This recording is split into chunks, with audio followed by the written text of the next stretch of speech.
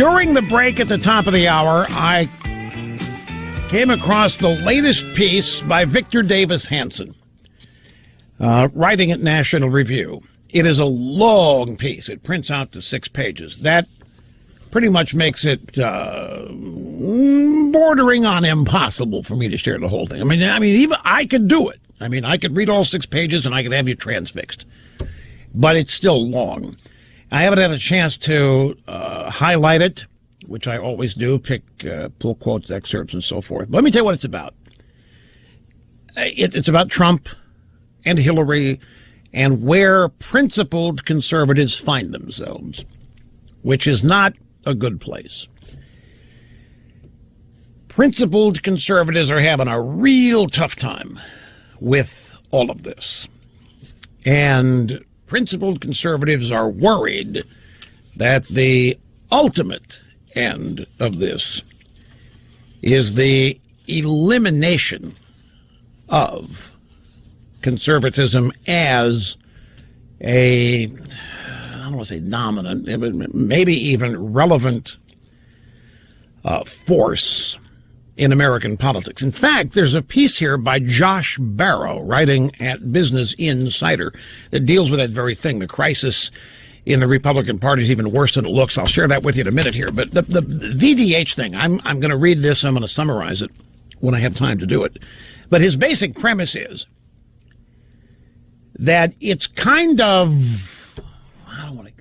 he thinks it's kind of strange that we're worried about Armageddon being brought on by Trump when we're living the apocalypse of Obama and Clinton.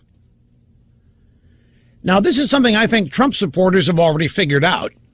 And I think a lot of people instinctively have come across it or had it reflected in their minds as they ponder all of this. It certainly spells it out for me. In fact, I wasn't going to grab soundbite number 5. I was going to skip past this because I couldn't find any reason for it to relate to anything other than me being discussed in the media. But actually, that now plays off of the VDH thing really well. You will remember this because it's by no means the first time I've expressed it. Whenever I run across Republicans out there just bellyaching about Obama and going Trump and bellyaching about Trump and losing their minds over Trump. And like last Friday when I summarized for you the genuine fatalistic it's overism out there in so many different sectors of American conservatism. And I read excerpts of some of these pieces to illustrate. And I asked, where was all this during Obama? Where's all this rage? Where's all this anger at stuff that actually is happening and has been happening for 7.5 years?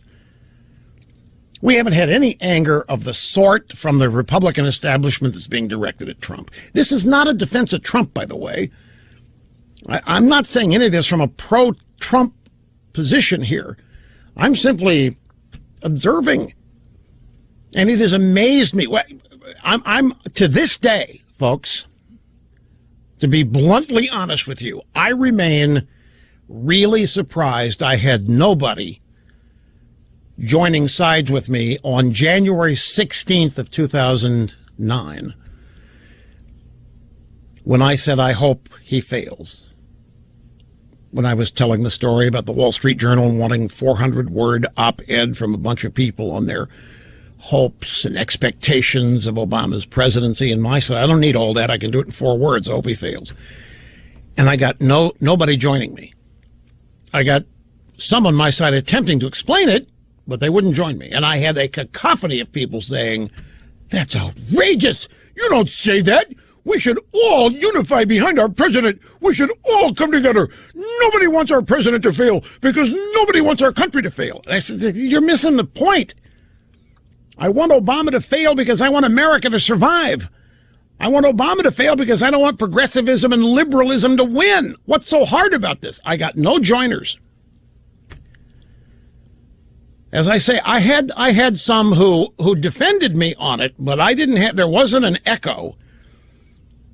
And there wasn't a and I to this day remain surprised because I thought that it was a very principled conservative position to have, to hope liberalism fails.